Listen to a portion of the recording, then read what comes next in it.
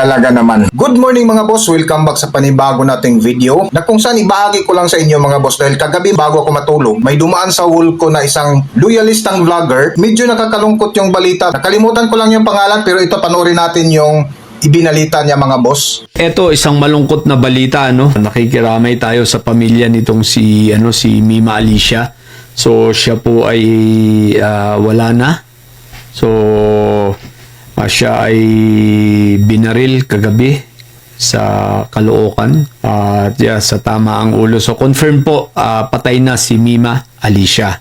Sa mga hindi nakakakilala, si Mima Alicia po ay isang loyalistang vlogger natin. So ayan mga boss, malinaw yung sinabi niya na isang loyalistang vlogger. So dahil curious nga ako sa ibinalita, sinearch ko ngayong umaga yung pangalang Mima Alicia. Nagulat ako mga boss dahil grabe, ang talas, ang talim ng dilas ng pinagsasab laban kay VP Sara Duterte mga boss. Halika panoorin natin kung paano siniraan si VP Sara Duterte. Tingnan mo talaga Sara Duterte, ano naman itong kumakalat na balita? Lahat na lang pinarir mo.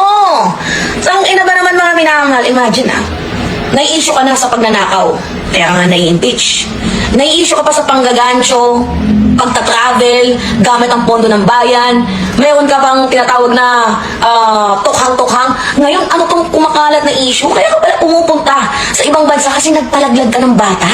Uy, ang tanong ko, sino yung kabembangan mo kung totoo man tong putang inang balitang kumakalat na to? And totoo nga naman yung sinasabi, di ba? Na katawan mo, pipiliin mo kung ano yung gusto mo. Pero ito yung ito yung napakagagong ginawa mo. Ginawa mo yan. Oo. Sinarapan ninyo yung mga gabi ng lagim. Tapos nung may nabuo na, anong kasalanan ng sanggol para ipa-abort mo?